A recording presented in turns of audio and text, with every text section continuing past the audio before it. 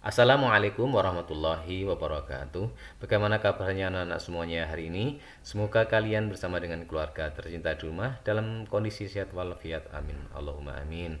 Anak-anakku, hari ini kita akan belajar tema 6, subtema 2, pembelajaran ketiga, muatan IPS dan PPKN. Silahkan disiapkan alat tulisnya jika nanti ada hal yang penting. Langsung kalian bisa mencatatnya ya. Baik, kita awali dengan baca basmalah bersama. Bismillahirrahmanirrahim.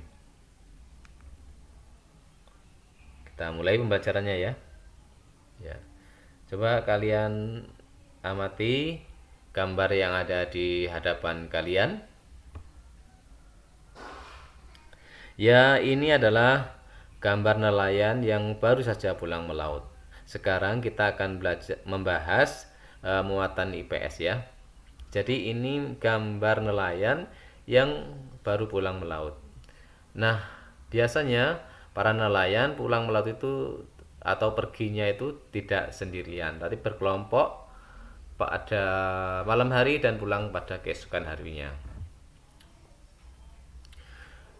Nelayan ini biasanya pergi ke laut dan pulang dari laut itu dengan memanfaatkan angin laut dan maupun angin darat ya. Kemarin kita sudah mempelajarinya. Lingkungan laut memiliki potensi yang sangat besar. Potensi laut bisa dimanfaatkan untuk kegiatan ekonomi. Dari kegiatan ekonomi, masyarakat dapat memenuhi kebutuhannya sehari-hari.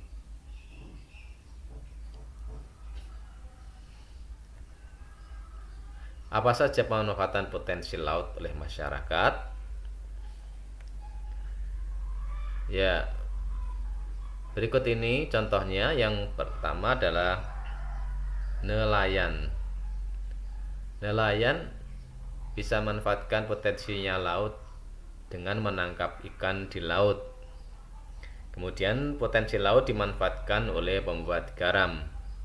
Jadi para pembuat garam ini memanfaatkan panas dari sinar matahari untuk menguapkan air pada garam sehingga menjadi kristal garam. Kalau pada nelayan ini memanfaatkan potensi laut itu dengan berbagai teknik. Ketika menangkap ikan itu ada yang dengan menjala, menjaring, menjala dan juga menombak. Tahukah kamu, ada hal yang unik pada tradisi nelayan di desa Lamalera, Nusa Tenggara Timur, dan juga Pantai Malo, Sulawesi Utara. Tahukah kamu apa tradisi tersebut? Ya, sekarang kamu bisa melihat ya gambar yang ada di hadapan kalian. Kira-kira apa yang sedang dilakukan oleh nelayan ini? Ya, nelayan ini sedang menangkap paus. Jadi ini tradisi unik. Masyarakat nelayan di desa Lamalera memiliki tradisi berburu paus. Hanya paus yang sudah tua saja yang mereka buru. Paus yang masih muda akan dilepas ke laut lepas.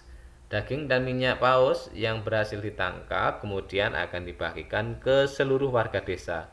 Pembagian paus diutamakan bagi para janda dan yatim piatu. Baru kemudian kepada penangkap paus, kepada pemilik perahu, lalu kepada masyarakat lainnya. Jadi tradisi ini merupakan tradisi yang unik ya, yang ada di Nusa Tenggara Timur. Kemudian tradisi berikutnya ada di Pantai Malo. Kalian bisa melihat di situ gambarnya ya. Ya, ada janur kuningnya ya. Jadi ini namanya Festival Manee, merupakan tradisi adat untuk menangkap ikan yang biasa dilakukan oleh masyarakat Pantai Malo, Sulawesi Utara. Di sini untuk hari pelaksanaannya Manee diputuskan melalui musyawarah. Di hari yang telah ditentukan, para pemuka adat dan pemerintah setempat ini membawa sami atau daun kelapa yang masih muda, kalau di sini mungkin janur ya, ke Pantai Malo. Kemudian mereka beramai-ramai menarik sepanjang mungkin ke arah laut hingga membentuk sebuah kolam. Nah, ketika ikan-ikan itu terperangkap dalam sami, masyarakat pun mulai menangkapnya. Hasil tangkapan ini akan disantap bersama-sama dalam pesta rakyat yang digelar saat itu. Unik sekali kan? Ya. Nah, setiap orang memiliki hak dan kewajiban dalam kehidupan sehari-hari. Begitu juga dengan nelayan.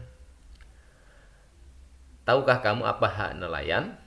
Hak nelayan adalah menekuni pekerjaannya sebagai nelayan. Dan tahukah kamu kewajiban dari nelayan? Ya, kewajiban nelayan adalah menjaga kelestarian habitat air atau laut. Nah, sekarang kita akan masuk pada muatan PPKN. Apa saja hak dan kewajiban kita sebagai warga negara Indonesia? Hak dan kewajiban kita sebagai warga negara Indonesia terdapat pada undang-undang. Berikut ini beberapa hak sebagai warga negara Indonesia. Yang pertama, haknya adalah memiliki kedudukan yang sama di mata hukum di dalam pemerintah. Ini dalam pasal 27 ayat 1. Berhak atas pekerjaan dan penghidupan yang layak, pasal 27 ayat 2. Kemudian berhak dalam usaha pembelaan negara, pasal 30 ayat 1. Kemudian berhak untuk berserikat dan berkumpul dan mengeluarkan pendapat pada pasal 28. Kemudian bebas untuk memilih, memeluk dan menjalankan agama dan kepercayaan masing-masing yang dipercayai, pasal 29 ayat 2. Kemudian berhak juga untuk memperoleh pendidikan dan pengajaran, ini pasal 31 ayat 1. Dan berhak mempertahankan wilayah NKRI dari serangan musuh, ini pasal 30 ayat 1. Jadi ini adalah beberapa hak sebagai warga negara Indonesia. Jika punya hak, maka kita juga punya kewajiban. Apa saja kewajiban kita sebagai warga negara Indonesia? Yang pertama, membayar pajak dan retribusi. Ada pada pasal 23A. Kemudian kewajibannya selanjutnya adalah menjunjung hukum dan pemerintahan tanpa kecuali, pasal 27 ayat 1. Kemudian ikut serta dalam upaya pembelaan negara, pasal 27 ayat 3. Kemudian menghormati hak asasi manusia orang lain dalam tertib kehidupan bermasyarakat, berbangsa dan bernegara, pasal 28C. Kemudian ikut serta dalam usaha pertahanan dan keamanan negara, pasal 30 ayat 1.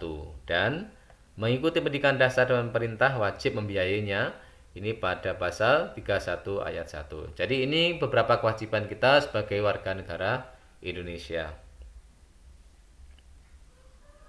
Baik anak-anak, cukup sekian penjelasan Ustadz. Mudah-mudahan kalian bisa memahami dan tetap semangat beribadah, semangat belajar, jaga selalu kesehatan.